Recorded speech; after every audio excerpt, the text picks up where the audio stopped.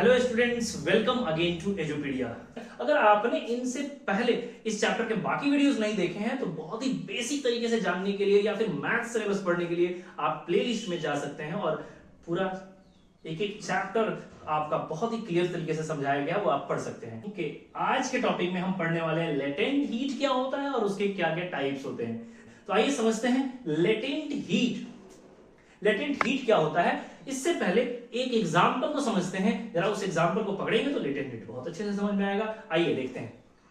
अगर मान लीजिए कि मैं पानी को बॉयल करना चाहता हूं, जी हाँ, पानी है मेरे पास, उसे बॉयल करना है, मैंने बर्तन में रखा और गैस स्टोव को ऑन कर दिया।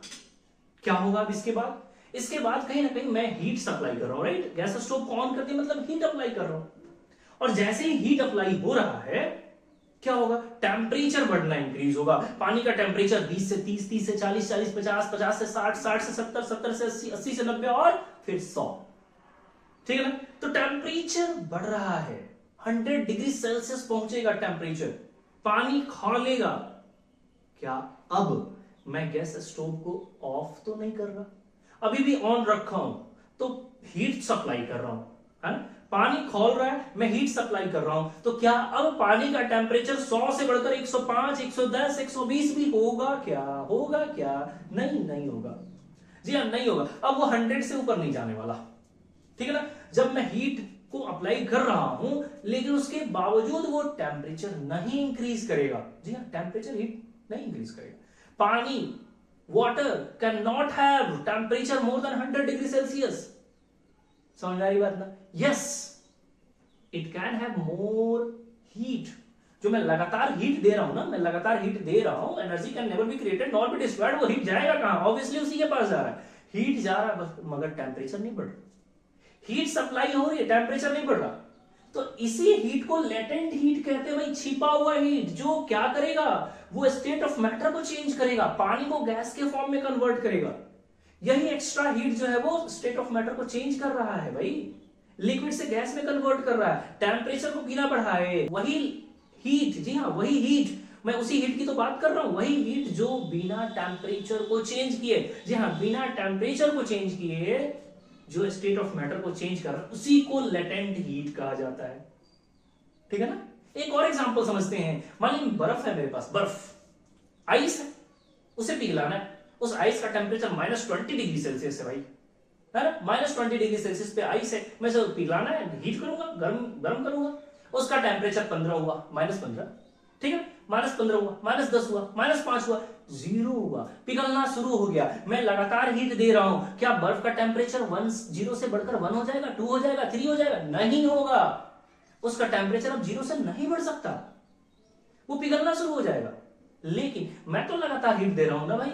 वो हीट क्या सप्लाई हो रहा है? जी हाँ, हीट सप्लाई हो रहा है, हीट एब्जॉर्ब हो रहा है। वही एक्स्ट्रा हीट जो अब मैं दे रहा हूं, वही एक्स्ट्रा हीट जो क्या कर रहा है, उस सॉलिड को लिक्विड में यानी बर्फ को पानी में कन्वर्ट कर रहा है।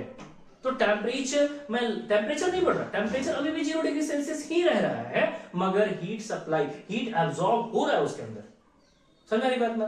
तो ये जो एक्स्ट्रा हीट दे रहा हूं विदाउट चेंजिंग इट्स टेम्परेचर, इसी को लेटेंट हीट कहा जाता है। जी हाँ। तो ये दोनों एग्जांपल में, ये 2 एग्जांपल जो हमने लिया है, इस दोनों एग्जांपल में हुआ क्या भाई कि हीट लगातार देने के बावजूद टेम्परेचर इंक्रीज नहीं कर रहा, और वही एक्स्ट्रा हीट जो दिया जा रहा है ना, वो अंदर ही छुप रहा है, और वही जो है स्टेट ऑफ मैटर को चेंज भी कर रहा है। ठीक है, उसी को लेटेंट हीट कहते हैं। अब आइए, इसी लेटेंट हीट को मैं 2 कैटेगरी में डिवाइड कर रहा हूं भाई। लेटेंट हीट ऑफ फ्यूजन, जी हाँ fusion, latent heat of fusion, पहला वाला नहीं, दूसरा वाला, राइट। जहां पे क्या हुआ था, बर्फ से पानी बन रहा था। बर्फ और पानी की बात नहीं है, बात यहां सॉलिड टू लिक्विड की है ना। सॉलिड से लिक्विड बन रहा था, latent heat of fusion. And दूसरा latent heat of vaporisation,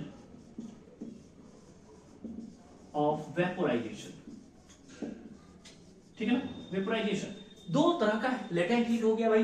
types, latent heat of fusion, latent heat of vaporisation. The amount of heat required, जी हाँ, the amount of heat required to change solid into liquid, जी हाँ, solid into liquid the amount of heat required, जी हाँ वो heat की बात कर रहा हूं मैं, अगेन सोच एक बार याद कर लिए, फिर डेफिनेशन सुनिए, वो हीट की बात कर रहा हूं जो डिग्री सेल्सियस माइनस से होते हुए 0 डिग्री सेल्सियस पहुंचाने के बाद जो एक्स्ट्रा हीट दे रहे हैं ना, उसकी बात हो रही है। तो वहां पे टेम्परेचर चेंज नहीं हो रहा है, तो मैं बात कर रहा हूं the amount of heat required to change solid into liquid without changing its temperature। जी हाँ, टेम्परेचर को बिना चेंज किए 0 का 0 ही रहेगा, एक्स्ट्रा जो हीट दे रहे हैं 0 के बाद, समझा नहीं बात ना। तो जो एक्स्ट्रा हीट दे रहा है, amount of heat required to change solid into liquid without changing its temperature is called latent heat of fusion.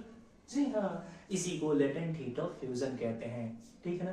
Common बात करें, कॉमन बात करें तो हम सॉलिड लिक्विड की बात ना करें तो direct one state to another state कह देते हैं। अगर the amount of heat required to change a matter या फिर a change a state to another state, है ना, एक स्टेट से दूसरे स्टेट में without changing its temperature is called latent heat.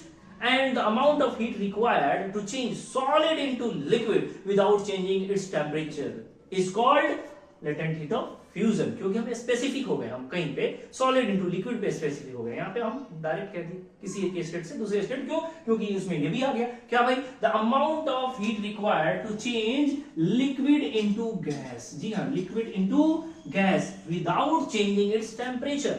पानी वाला केस जो हमने बॉयल किया था, बॉयल करते करते 100 डिग्री सेल्सियस पहुंचा दिया था, अब 100 के बाद हीट दे रहे हैं लगातार दे रहे हैं, वो हीट एब्जॉर्ब तो हो रहा है लेकिन टेम्परेचर बढ़ नहीं रहा है। लेकिन वही हीट क्या कॉज कर रहा है, वो हीट लिक्विड से गैस में कन्वर्ट कर रहा है, जो एक्स्ट्रा हीट जा रहा है वही उसको लिक्विड से गैस में कन्वर्ट कर रहा है। The amount of heat required to change liquid into gas without changing its temperature is called latent heat of vaporization। तो याद रहे, मान लीजिए मेरे पास एक केस क्रिएट करते हैं, अगर मैं 100 डिग्री सेल्सियस पे खौलता हुआ पानी आपके बॉडी पे गिर जाए और किसी को 100 डिग्री सेल्सियस पे भाप जो बन रहा है वो तुरंत निकलते ही आपके स्किन पे आके बर्न का कॉज बने, तो किसमें ज्यादा बर्निंग होगी, 100 डिग्री सेल्सियस पे खौलता हुआ पानी ज्यादा जलाएगा या 100 डिग्री सेल्सियस पे खौलता हुआ पानी की वजह से जो भाप बन रहा है तुरंत वो भाप आपकी स्किन पे बर्निंग का कॉज बन रहा है वो ज्यादा जलाएगा। तो ऑब्वियसली सेकंड केस, वो जो भाप है वो ज्यादा जलाएगा। क्यों? क्योंकि 100 डिग्री सेल्सियस से जो खौल रहा है पानी ना, उसके पास सिर्फ और सिर्फ 100 डिग्री सेल्सियस है और उसके हिसाब से अपना हीट है, मगर जो भाप है उसके पास लेटेंट हीट भी है। ऑब्वियसली वो जो कन्वर्ट हुआ है लिक्विड से गैस में ना, वो 100 डिग्री सेल्सियस उसके पास टेम्परेचर तो है ही उसके साथ साथ बराबर, लेकिन साथ में एक्स्ट्रा हीट इसने लिया होगा लगातार, कुछ 100 डिग्री सेल्सियस होने के बाद भी कुछ हीट एब्जॉर्ब किया होगा, तभी तो वो चेंज हुआ होगा लिक्विड से गैस। इसका मतलब इट हैव मोर हीट, इसके पास ज्यादा हीट है, ठीक है ना। तो that I mean vapour, that gas, that भाप विल कॉज मोर बर्निंग।